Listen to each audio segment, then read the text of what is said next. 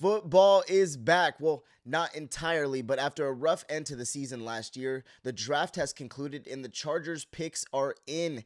8 picks later, looking to go ahead and fill some holes and go ahead and accomplish what they haven't in years past. I kind of like the draft. We're going to get into some picks here on Chargers Banter. All right, here. It's been a minute, y'all, since we've been ahead and chatted on this channel, man. But I'm excited for Chargers football, and there were some obvious picks that I wanted, but you know how it goes with the draft. You never get what you want. But let's get all right into it right here on Chargers Banter.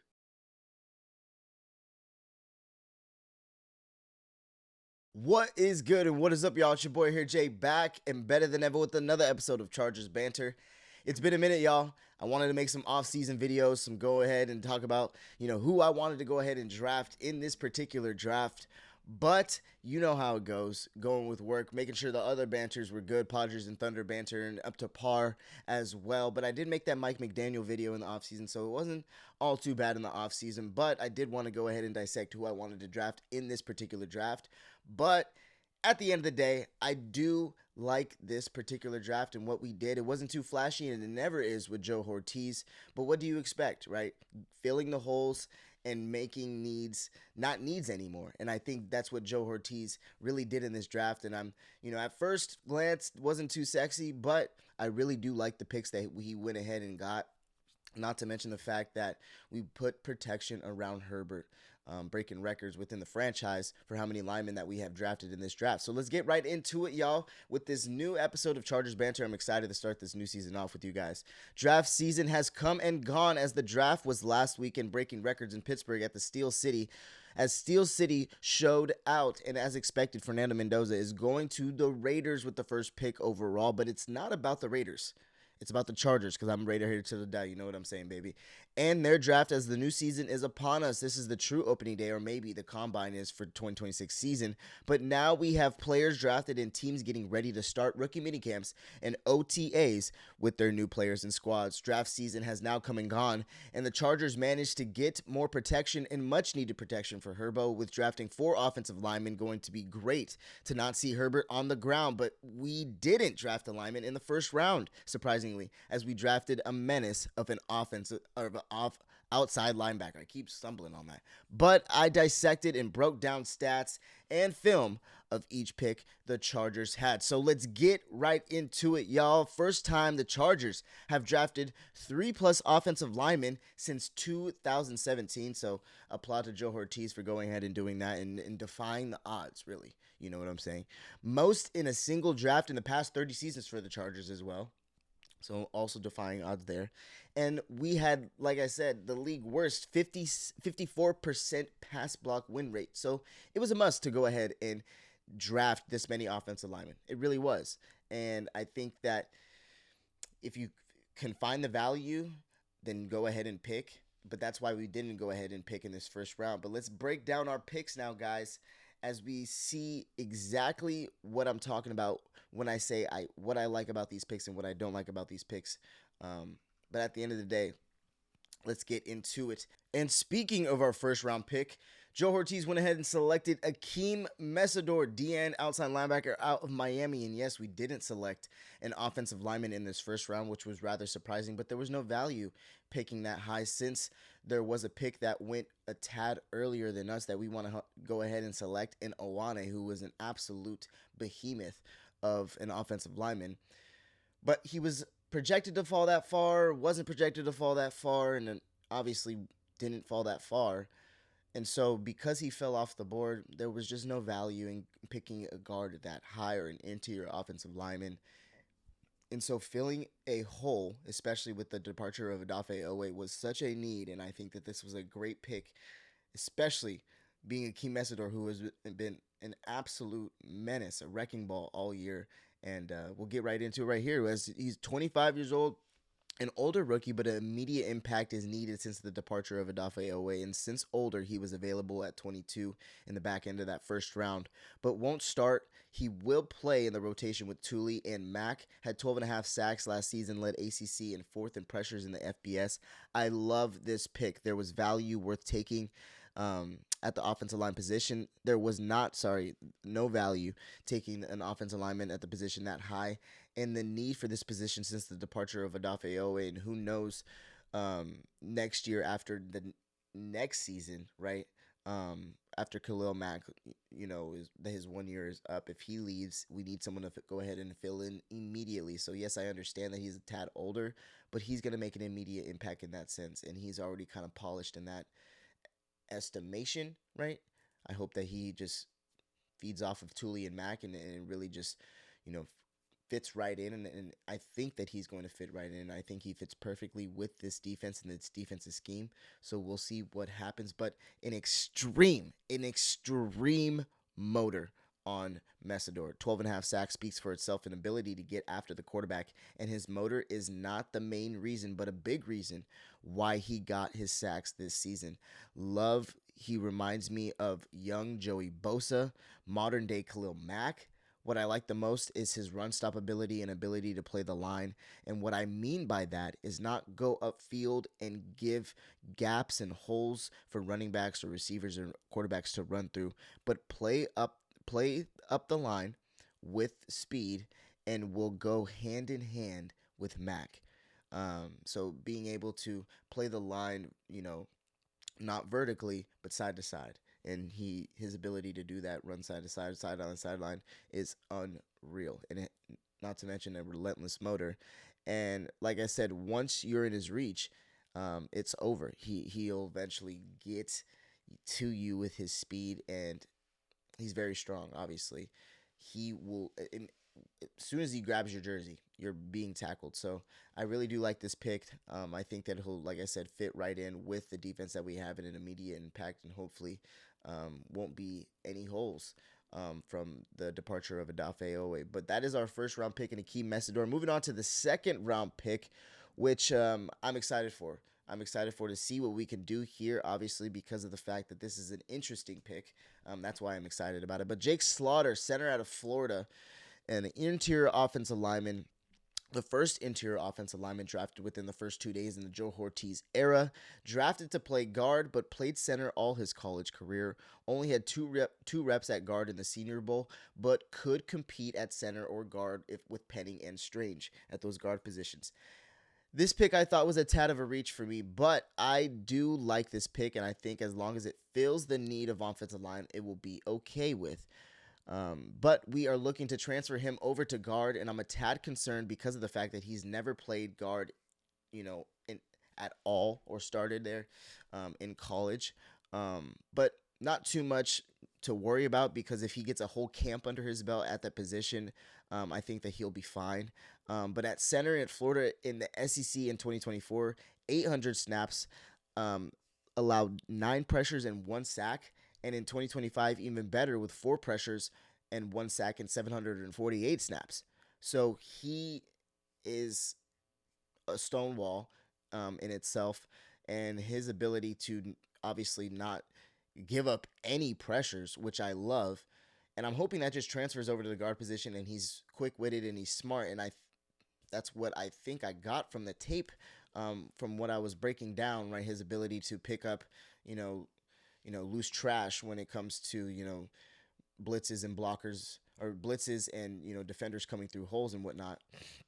But at the end of the day, if he gets a full, camp under his belt at guard, I think he'll be fine. And I think that it'll translate over, and hopefully that's our starting, one of our starting guards. But at 6'5", 303, he ran a 5'1", 40 time. And showed good flashes and use of his zone blocker. What I like the most is his wittiness, like I was talking about, and his ability to pick up the slack of others around, and really good chip blocker who moves well, good with hands, and also recognizing blitzes. We will see how it goes in camp at guard. So this is something to pay attention to here. Obviously, this is a second round pick, pretty high pick, but I'm more interested to see the transfer over to guard and what's going to happen. Is he going to be starting? Is he going to be in the rotation? I don't know. Obviously, there's going to be a rotation because of the amount of injuries that we have. But who knows, guys? This is an interesting, kind of, project is what I'm saying. But in the third round, we decided to trade our third round picks for even more picks. So in the fourth round, we had 3 picks, as Brennan Thompson was our first, third, or fourth round pick, at wide receiver out of Mississippi State. Absolutely ideal speedster for Mike McDaniel. Ran a 4.26 at the combine, tied for the 5th fastest time ever. Small, 5'9", 164, but plays big. Breakout season in SEC, leading the entire conference in yards with 1,054 and set a Mississippi State single season record.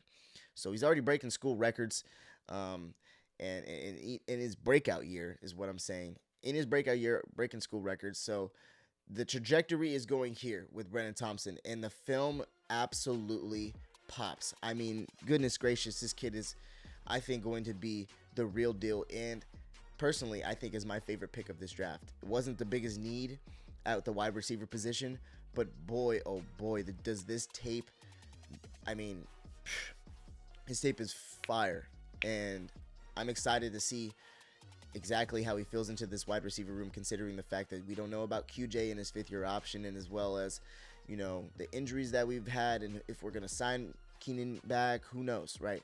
So I really, really, really like this pick of Brennan Thompson, and he's an absolute stud. I absolutely love this pick. I know I said I like our first-round pick, but I absolutely love this pick, and I like it even more. With questions on whether we are going to pick up QJ's 5th-year option, there is a need for more depth in the wide receiver room, as it is another not good year for our wide receiver room last year. I absolutely love Brennan Thompson's game. Yes, he is a shorter and labeled a speedster, but if I'm being truthfully honest, I think he is the full package, guys. I think he's the full package, and is going to be really special, like extremely special. I'm serious, guys. Keenan Allen was a 3rd rounder too. Thompson is a 3rd rounder, so maybe it's the 3rd round luck. I don't know, and hoping and praying that I'm right about this, but I'm excited about this pick, guys. But with Ladd, Trey, and KLS, and Keenan possibly for this year, and who knows about Q, he will fit right in with Herbo throwing him the rock. Strong hands, which is good, especially because Herbert throws that thing a million miles an hour. Strong hands, ability to separate at the line and during the route, which, I mean, is big time for me. Separating at the line is one thing, but then you got a DB catching up to you because he is faster. He still separates during the route, which I absolutely love. Speed kills. Obviously labeled as the fastest wide receiver in college football, but he's a great route runner. And what I like the most is ability to catch in traffic. Yes, strong hands, but isn't afraid to go get the football and trust his QB, and obviously, take a hit or two. Also labeled as a speedster, but absolutely is 100% a deep threat and can take the top off a defense in an absolute heartbeat, similar to Tyreek and Tyler Lockett. So I'm excited to see, in camp, if that is absolutely true, because we got some great DBs. So he's going to be absolutely testing Still and Hart, not to mention Jackson, and we can even go TJ, and Derwin. But it's going to be exciting to see. I think he is going to help this pass game immediately, and excited to see him in powder blue. But now on to our next pick in the 4th round. Travis Burke, offensive tackle, Memphis. 2nd tallest player in the combine at 6'8", 3/4, versatile starter at both left and right tackles in college, but could compete for guard spot next to also 6'8" alt. Another great addition to a much needed, depth of the offensive line for the Chargers, and immediately I'm excited. First 2 clips, I was ready to start the season. He was truly throwing people around. I mean, like a rag doll, truly throwing people around. And it was amazing to see. I want to start the season right now, see him next to Joe Alt. And first things I thought of when I saw his tape is he's an absolute tree. I mean, he's tall as hell, and I know it's 6'8", but it's just amazing to see on tape. And pancakes will be seen. He likes pancakes better than waffles. Great mobility at his size, and use of hands is great as well. Love how he was a stone wall of alignment and had top 10 ranks in FBS as as a tackle and 84.2 run blocking grade as well. He will slide over to guard as he will have Alt and Slater at the tackle positions, but due to injury history, who knows? He might fill in for the tackle positions depending on what happens. Knock on wood. But he has a relentless motor and will continue even past the whistle sometimes.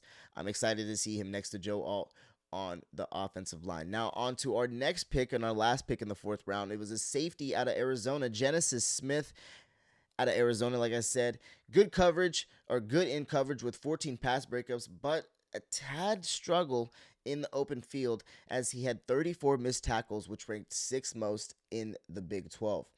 Not too bad of a pick here. I think there is upside to Genesis' play. I think he could be easily used in the safety battle or the backup with Unk. But like his ball tracking ability, and he breaks on the ball very well. Very well. That's what I like the most about his game. But he doesn't tackle too well. A lot of people say he doesn't tackle too well, but obviously the stats kind of back that up. But he will come down and make a tackle.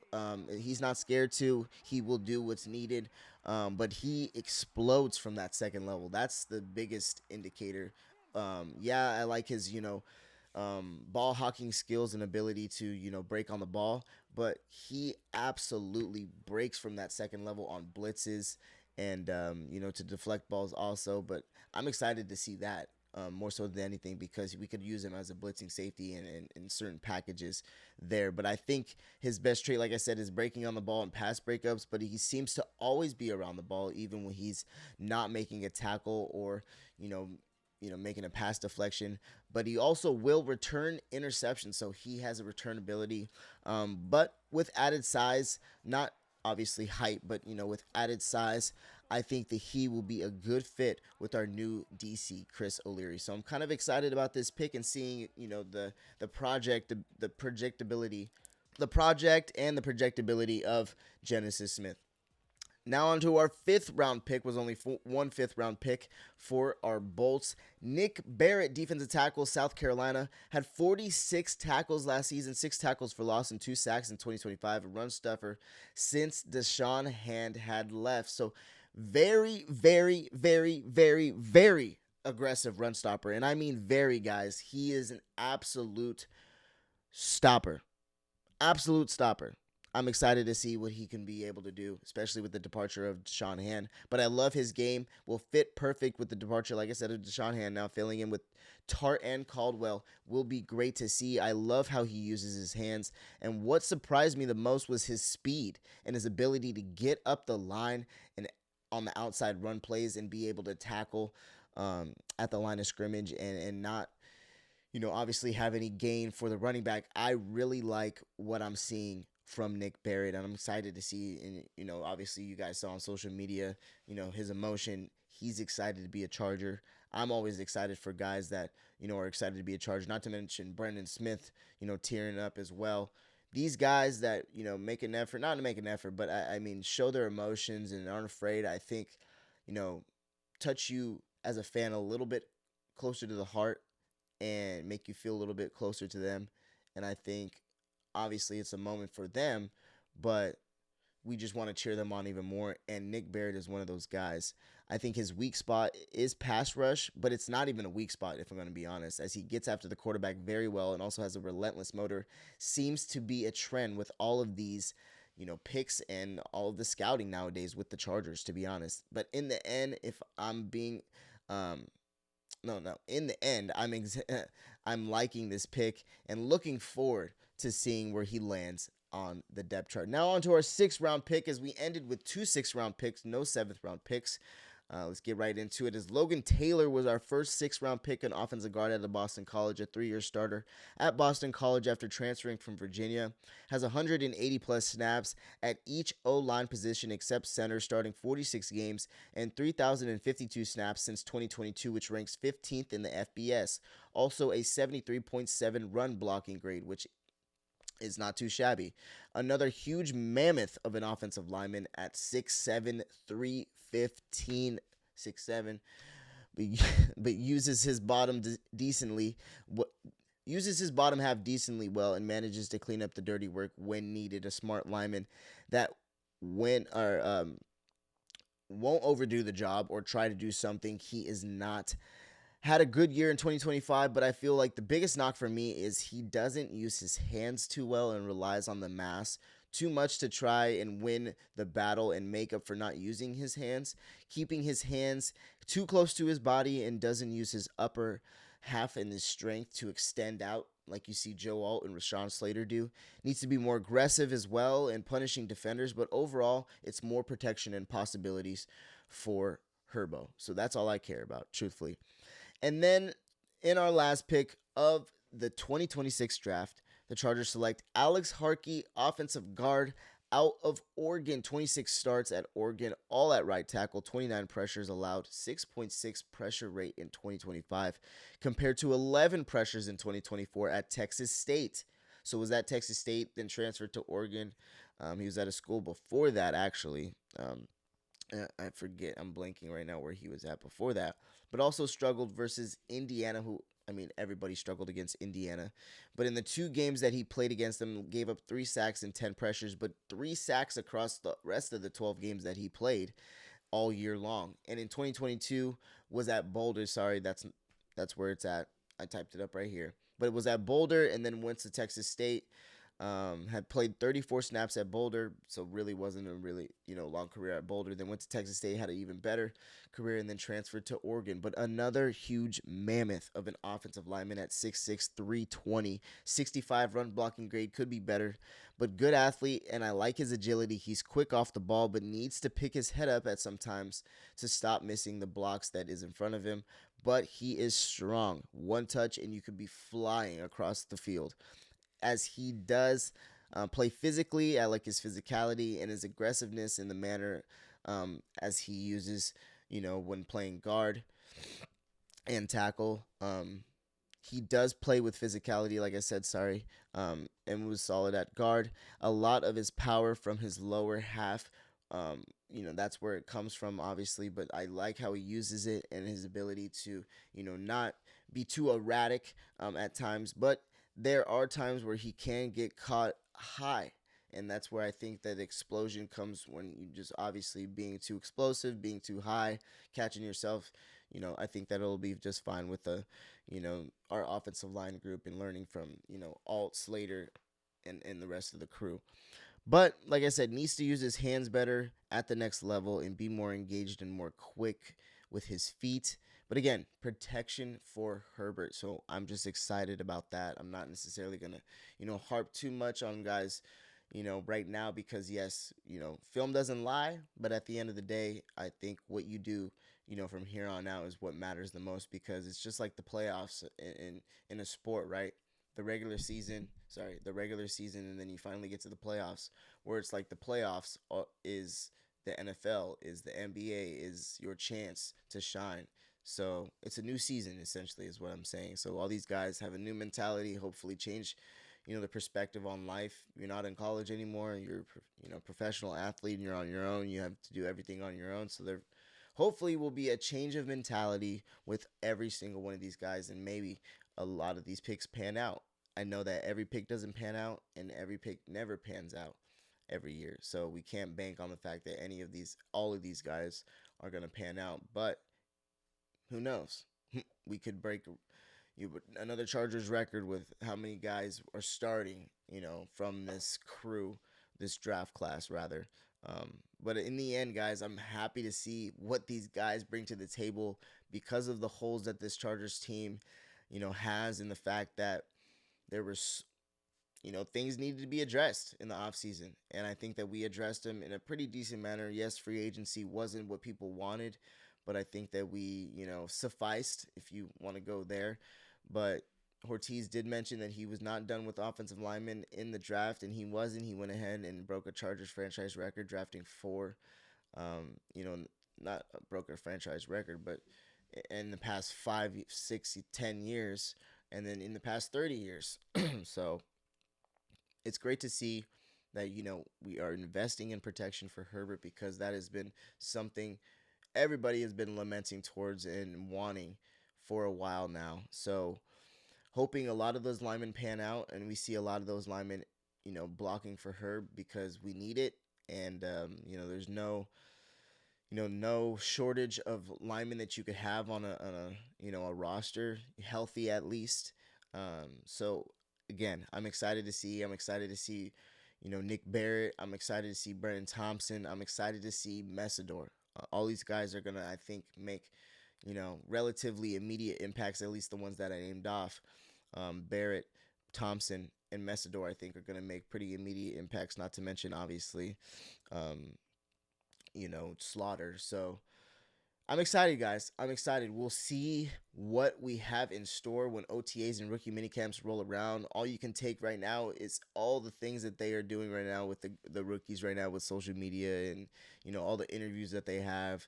I'm excited. I really like. Real quick before I hop off, I love Messidor's demeanor and how he presents himself. I think he is a very well mannered young man. He's only 2 years younger than me, but yeah, I'm excited to see because I think guys like that are so in tune with what's going on, and you saw it in the first social media post that Chargers had with Messidor meeting Khalil Mack at the facility. They're already talking football, but just how you know, his respect for Khalil and his ability to just understand the moment. I think is going to be exciting. I think is going to be exciting. So all I can do is rub my hands and get the popcorn out and just wait and see what we got going because football season can't be here soon enough. There's been a plethora, I think, of teams that made great drafts, and there's been a couple that didn't. But I think a lot of fans are rubbing their hands like myself and excited to see what this season has to hold. But at the end of the day, guys, um, it could have been a worse draft. I think that it wasn't too bad, but I think that we got the holes filled, and that's what matters. Because in the end, I'm pretty happy with this draft, this Chargers draft specifically, guys. I said before that I hope that they, draft a plethora of offensive linemen, and they did in this draft. And Ortiz answered the call with an absolute splash of speed and defense and linemen and power. But overall, I'd give this draft a grade of a B minus. I think that's a good grade. I think that's a decent grade. I think it was solid for the positions that we needed and we are in, and an ability to get more picks during the draft was awesome. To add more depth as well for Herbert at the offensive line position. But I like the trajectory of what we are doing, and I know we have tons of cap space and still haven't really addressed that. But it seems that we may have been getting ready for a trade in the midseason. Who knows, guys? So keep your eyes peeled and pay attention to that as well. But not to mention, we got to pay some contracts here in a couple years. Whether it's Thule or who knows? So we did. There's a lot going on, and that's why we didn't use the money that we did in free agency. But at the end of the day, I'm excited. Chargers football is back here. So I'm excited, guys. Thank you guys for tuning in to this draft episode of Chargers Banter. But we're going to round back and get right back here, hopefully before OTAs and rookie minicamps, and talk some more Chargers football with you guys. So see you then. Chargers Banter, we out.